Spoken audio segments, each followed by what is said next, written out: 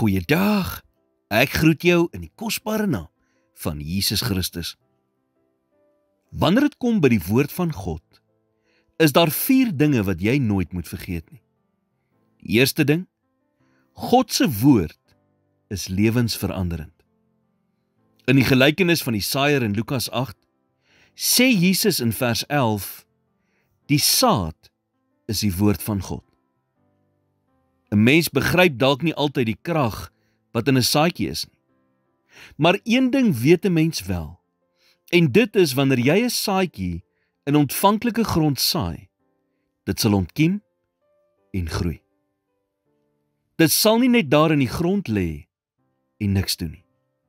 Dit sal groei en vrug dra.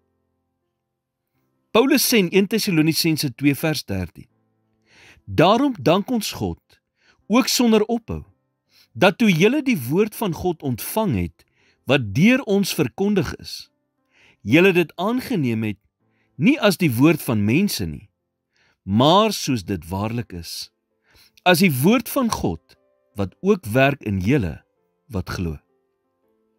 Die tweede ding, God se woord sal altyd sy doel bereik. Jesaja 55 vers 11 sê, so sal my woord wees wat uit my mond uitgaan. Dit sal nie leeg na my terugkeer nie, maar doen wat my behaag en voorspoedig wees in alles waartoe ek dit stuur. Let op die woord stuur.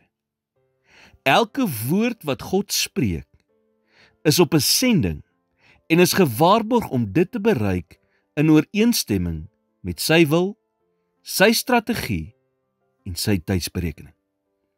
Die derde ding, God se woord het die vermoë om te kan skep. 2 Petrus 3 vers 5 sê, want moetswillig vergeet hulle, dat daar van lankal af hemele was, en 'n aarde wat uit water en deur water ontstaan het, deur die woord van God. God se woord was kragtig genoeg om alles te skep wat bestaan. Hy het nie gesoeg of gesweet nie. Hy het net gepraat en dit is volbring.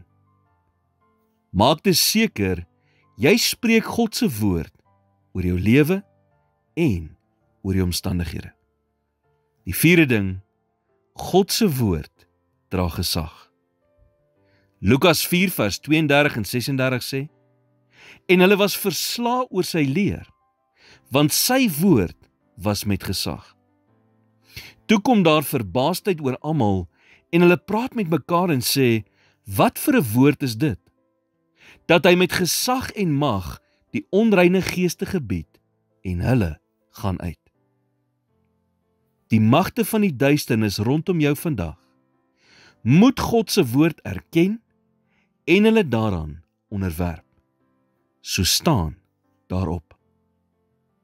Here, ek dank U vir die woord wat elke dag vir my beskikbaar is.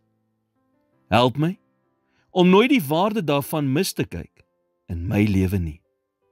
In Jesus naam bid ek dit. Amen.